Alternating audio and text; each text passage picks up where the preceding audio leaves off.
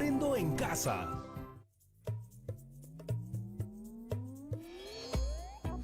Uy, no, por acá hace tanto frío que pondría las manos al fuego por cualquiera.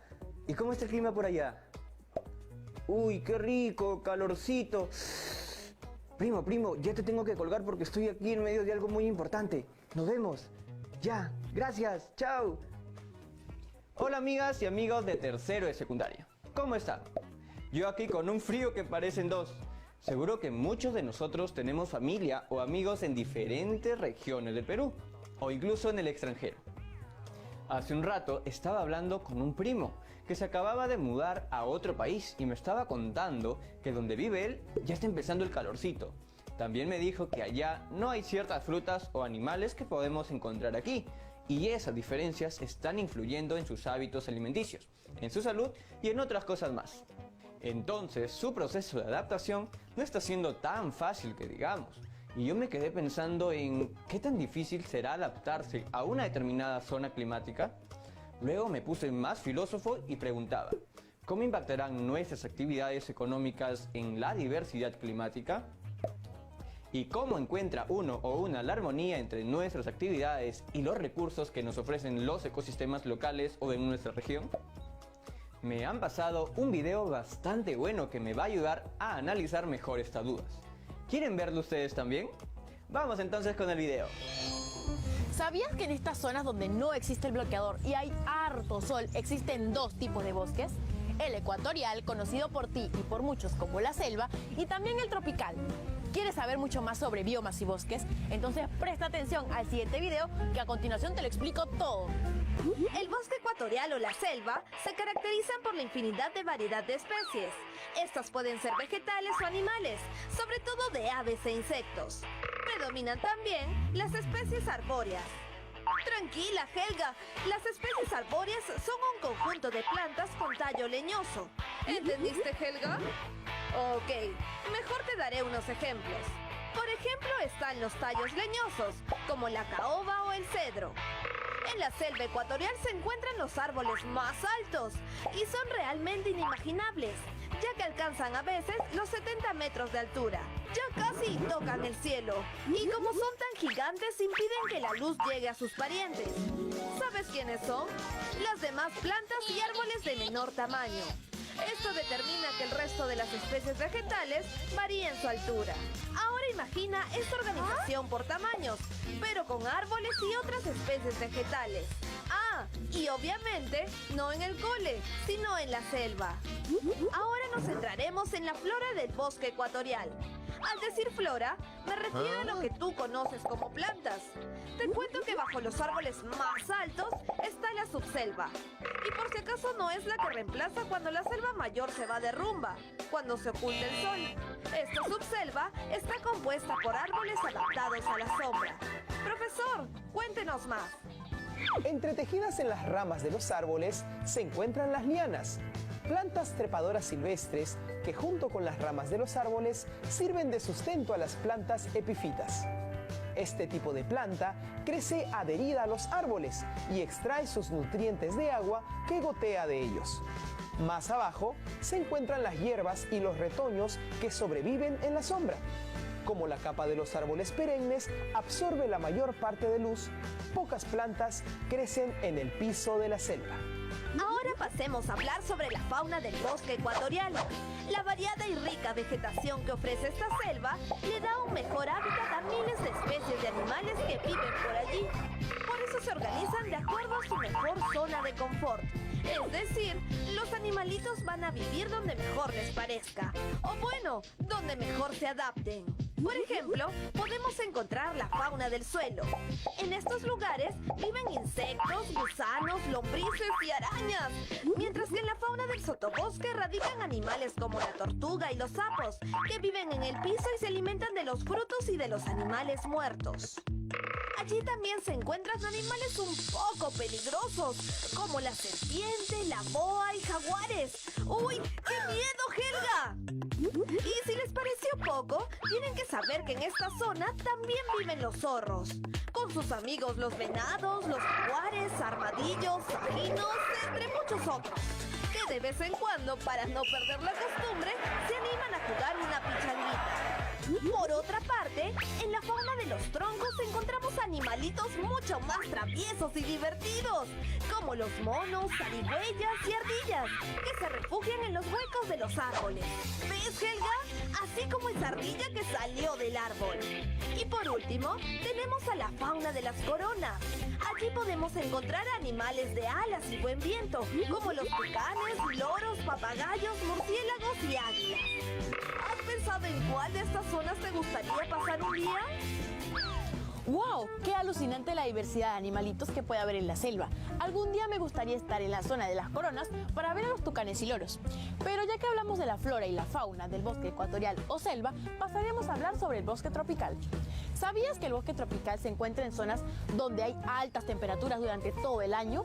Hay estaciones mucho más seca y definida, es decir, llueve, y estas lluvias terminan influyendo en la vegetación. Aunque también está dividida por zonas, existen árboles de menor tamaño, aproximadamente de 10 a 30 metros.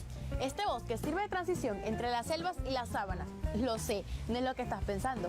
Sabana, escucha bien, sabana se refiere a los campos donde abundan los pastos y semillas. Ahí no hay agrupaciones continuas de árboles y tampoco hay camas.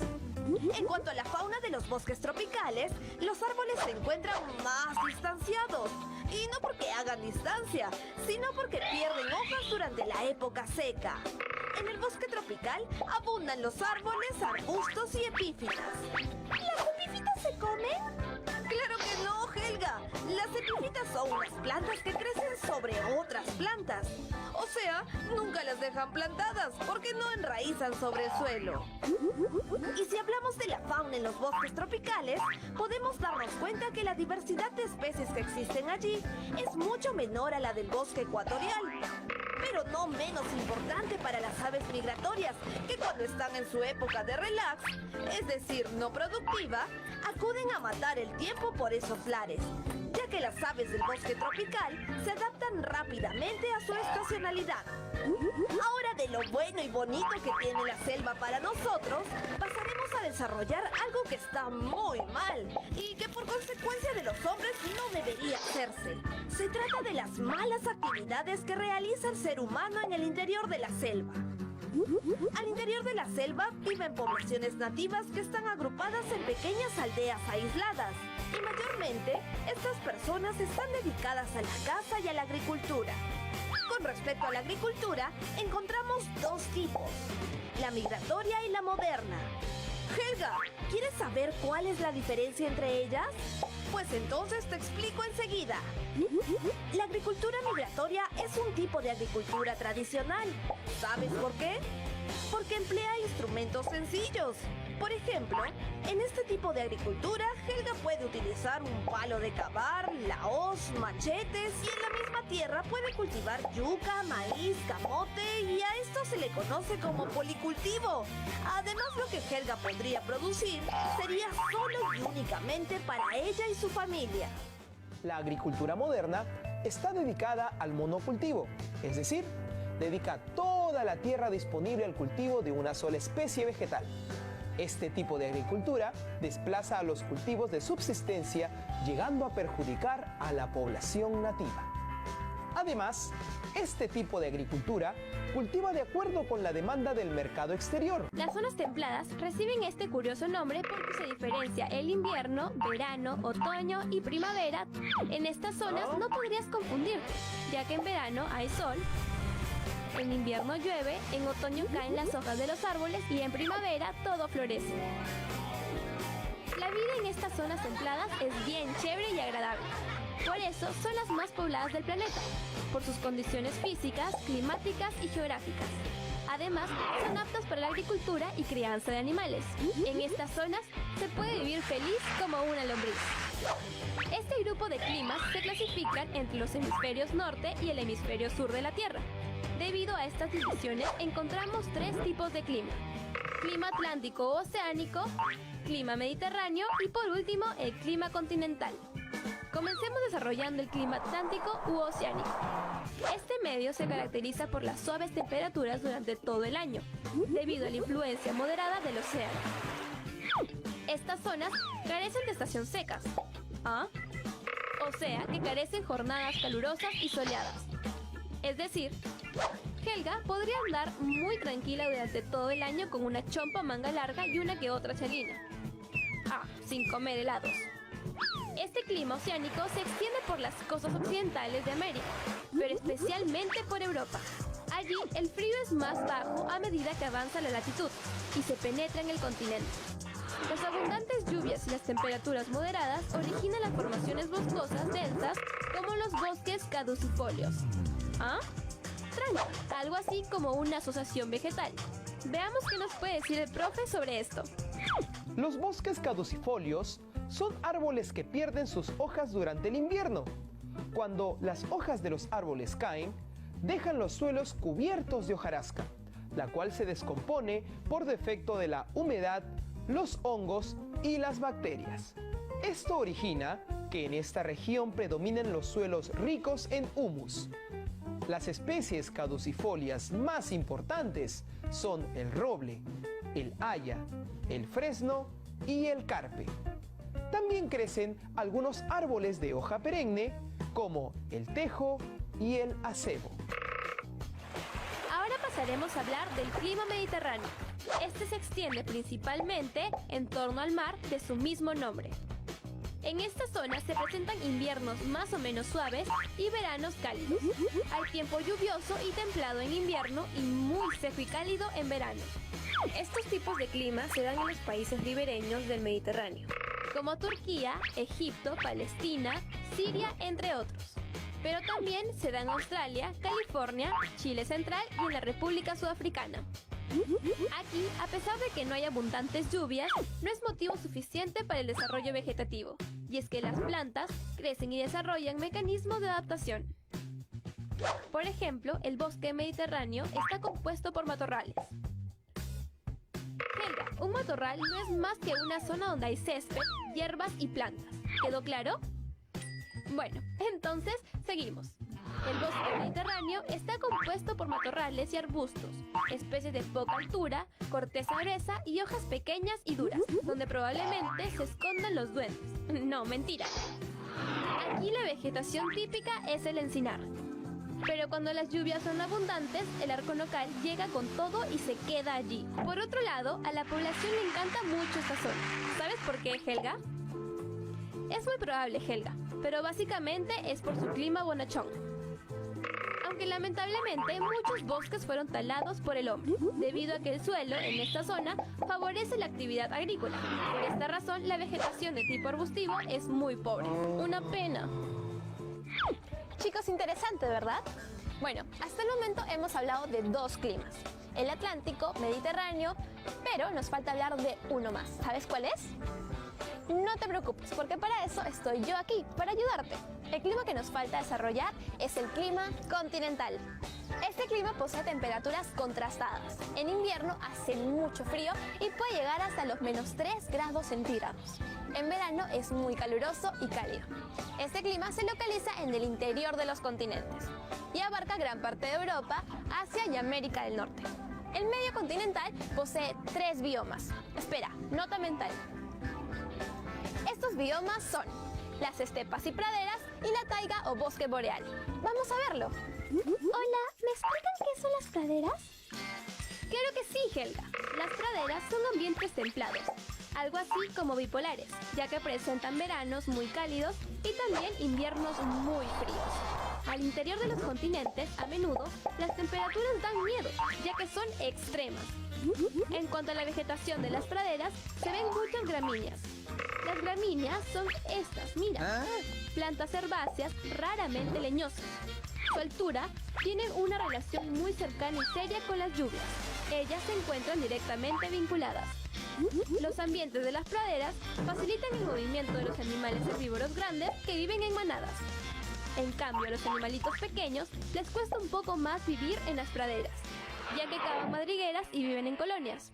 Ah, y por cierto, ¿sabías que las praderas de América del Norte son originarios los bisontes, el tejón americano y la mofeta rayada? Mientras que las estepas son territorios llanos de vegetación, que para su mala suerte carecen casi por completo de árboles. Sus suelos son ricos en minerales, aunque carecen de materia orgánica. ¡Ay, qué penita! Pero no todo es tan malo, ya que de las estepas de Euroasia son originarios los caballos salvajes. Ahora bien, expliquemos la taiga o bosque boreal. Esta se encuentra en el hemisferio norte de alta latitud, donde los inviernos son muy, pero muy largos y fríos. La taiga está compuesta por coníferas.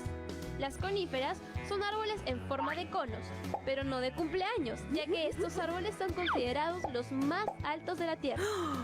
¡Wow! ¡Súper margaritos! Entre los animales que habitan en la taiga se encuentra el lince boreal y el supercastor.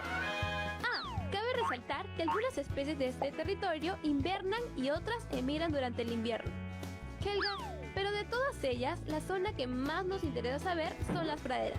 Por eso, preguntémosle al profe qué más nos puede decir sobre ellas. Los seres humanos han transformado las praderas más productivas en campos de monocultivos de cereal. En cambio, en las praderas menos productivas, la vegetación natural ha sido sustituida por plantas forrajeras de gran rendimiento debido al control de plagas, el riego y otras prácticas intensivas. Además, se han eliminado las manadas de herbívoros salvajes para reemplazarlos por grandes cantidades de rebaños de ganado sedentarios que se agrupan en áreas cercadas y pastan siempre en la misma superficie, lo que han terminado por deteriorar el sistema de pradera. Hemos dicho hasta ahora que las zonas templadas presentan un paisaje natural, a veces cambiado por el ser humano, debido a que sus condiciones ambientales bonachones. Sus características los convierten en los medios más poblados del planeta, aunque estas zonas solo ocupan alrededor del 30% de las tierras, albergan casi el 70% de la población mundial. Obviamente, la mayoría de los habitantes trabajan y viven en las ciudades. Por eso, ahora veamos cómo es que los habitan. Primero veamos el medio oceánico. Este es el más poblado y por lo tanto el que más modificaciones ha sufrido, ya que muchos bosques se han talado para obtener madera o para ser reemplazados por cultivos, zonas de pastos, ciudades, fábricas y hasta vías de comunicación. De estos malos actos tampoco se han escapado el interior de la zona mediterránea, y es que también se talaron bosques. ¿Para qué? Buena pregunta, Helga.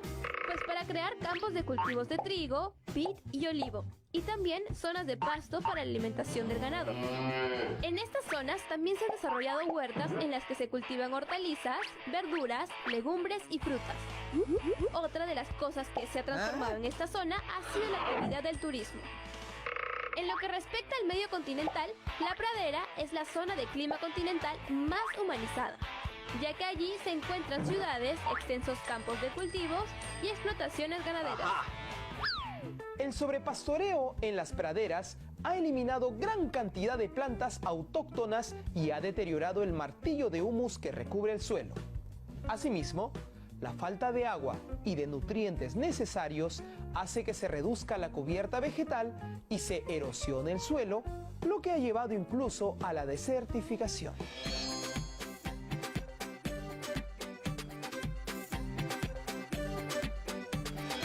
Espero que estés con las energías al máximo, porque hoy aprenderás muchas cosas que te sorprenderán. Así que no te despejes tu pantalla, pero a continuación te explicaremos todo sobre las zonas frías. Helga, agarra tu chalina, tus 3 casacas polares y 5 pantalones de lana, porque haremos un viaje a tu congelador. Mentira, pero sí, abrígate porque iremos a conocer más de las zonas frías o polares. Para comenzar, hay 2 características muy importantes que debes tener en cuenta, que son zonas de temperaturas muy bajas y que hay escasas precipitaciones. O sea, ahí todo es nieve y más nieve. Sí, es normalazo pasar por aquí y ver que estamos bajo cero. Ok, pero ¿dónde se sitúan exactamente estas zonas? Se sitúan en las más altas latitudes. ¿No sabes qué es esto? Entonces miremos el mapa del mundo para contestar. En estos 2 extremos del mundo se sitúan las zonas frías. Este lado es conocido como hemisferio norte y el hemisferio sur. Además de encontrar 2 biomas, la tundra y las regiones polares. Ojo, no te olvides que un bioma es un área que comparte el clima, la flora y la fauna. Perfecto. Con este recordatorio, hablemos del bioma de la tundra. Resulta que este es un ecosistema con aspecto de pradera, pero propio del clima frío. ¿Hay plantas de hielo? No. La vegetación aquí está conformada por líquenes, musgos y mucha hierba o arbustos. Rodolfo sí que andaba hambriento. Pero si te provoca darte un paseíto por estos lares, aparte de ver renos, podrás encontrar animales carnívoros como el oso polar o el lobo. Bueno, las tundras no se encuentran a la vuelta de la esquina ni debajo de tu cama. Digamos que están un poquito más lejos, por el norte de Europa, Asia y América. Así como la península antártica, donde la temperatura normal es menor a 10 grados centígrados. Ok, ya entendimos que las tundras pueden estar tanto en el hemisferio norte como en el hemisferio sur. Las tundras se caracterizan por ser biomas de subsuelos helados que están cubiertos casi en su totalidad por musgos y líquenes. Aquí, la vegetación crece apiñada para poder conservar el calor y está muy cerca al suelo porque busca evitar fuertes vientos. Se pueden distinguir tres tipos de tundras. La alpina, que se encuentra principalmente en los espacios montañosos. La ártica, que se encuentra en zonas más bajas. Y por último, la antártica, donde la biodiversidad es muy escasa. Existen dos regiones polares, la región ártica, en el polo norte, y la región antártica, en el polo sur. ¿Y qué crees que puedas encontrar en estas zonas? Seguro te cruzas con pingüinos, iglúes, osos polares, muñecos de nieve, en fin. Para que lo comprendas mejor, vayamos al hemisferio norte. En este hemisferio podrás encontrar el polo norte y también la región ártica, donde por cierto se encuentran Canadá, Alaska, Rusia y Suecia. Cuando escuchas sobre el polo norte, ¿qué es lo primero que se te viene a la mente? Ya sé, seguro Papá Noel y todo lo relacionado a la Navidad. Pero espera, hay muchas cosas más que debes saber. Como por ejemplo, que ese lugar es en realidad un océano que siempre está helado. ¡Oh! ¿Y cómo es la vida en la región ártica? Te cuento. Si caminas por el territorio ártico, te encontrarás con pueblos indígenas, como por ejemplo los esquimales y los lapones. Y si tienes suerte y les caes chévere, te invitarán a comer un helado en sus iglúes, que vienen a ser como sus casitas, pero de nieve. Estos pueblos se dedicaban a la caza y pesca, además de practicar pastoreo nómada, hasta que a mediados del siglo XX las grandes potencias instalaron bases militares y científicas y explotaron materias primas y fuentes de energía del subsuelo, como petróleo y el gas natural. Pero agarremos nuestro trineo y ahora vayamos hasta el hemisferio sur, donde se encuentran la Antártida y el Polo Sur. Tienes que saber que este lugar es un continente recubierto de hielo y nieve rodeado de agua. Y por si no lo sabías, el animal más popular en la farándula antártida es el pingüino, aunque también destacan las focas, ballenas y elefantes marinos. Aparte de ellos, el continente está deshabitado. Pero ambos polos tienen aspectos en común, como por ejemplo el clima, que se encuentra entre los menos 20 y menos 50 grados centígrados. Los elementos típicos del paisaje polar en general son el hielo y nieve, pero hay formaciones como los canchales, que son áreas formadas con rocas fragmentadas, los glaciares, o sea, grandes masas de hielo, y por último, los islandes, que son inmensas capas de hielo de la que se desprenden los icebergs. En las regiones polares, las estaciones del año son muy distintas a las que usualmente conocemos. Por ejemplo, en verano el sol no llega a desaparecer, solo desciende sobre el horizonte y por lo tanto no hay noche. Todo lo contrario a lo que sucede en invierno. Ahí sí puedes esperar el amanecer, pero te van a salir raíces porque la noche es eterna. Ya hemos aprendido mucho sobre las zonas polares. Ahora sabemos que cuando hablamos del hemisferio norte, también hablamos de la región ártica, el polo norte y también de las regiones más pobladas, donde viven los pueblos indígenas como los esquimales y los lapones. Todo lo contrario al hemisferio sur, donde está la Antártida, el polo sur, que está deshabitado.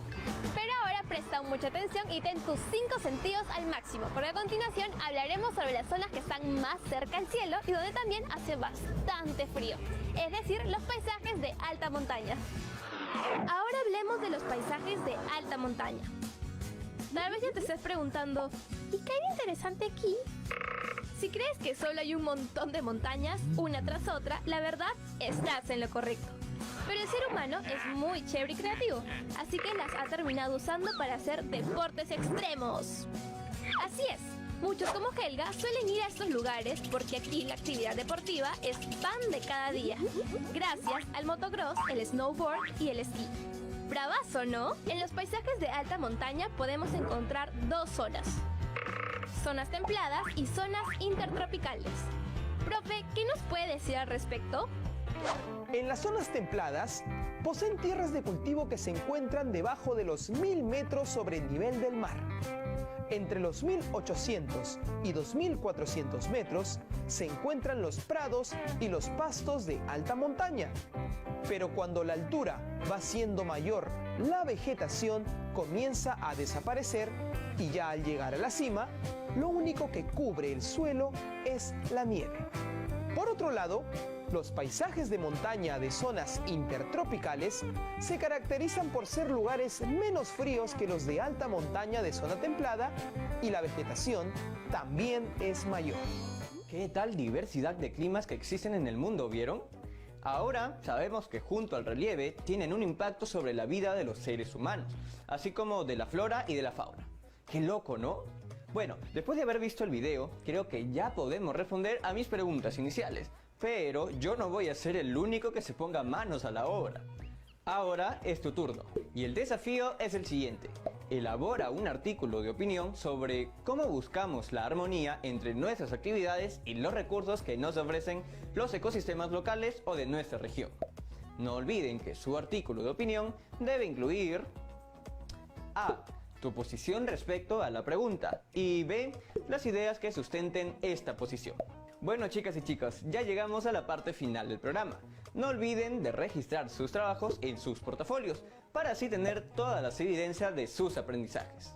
Recuerden también lavarse las manos frecuentemente con agua y con jabón por al menos 20 segundos. Y si van a salir a la calle, que sea solo cuando sea necesario, usando su mascarilla y respetando el metro de distancia como mínimo. Nosotros nos vemos en una siguiente edición de Aprende en Casa. ¡Chau, chau, chau!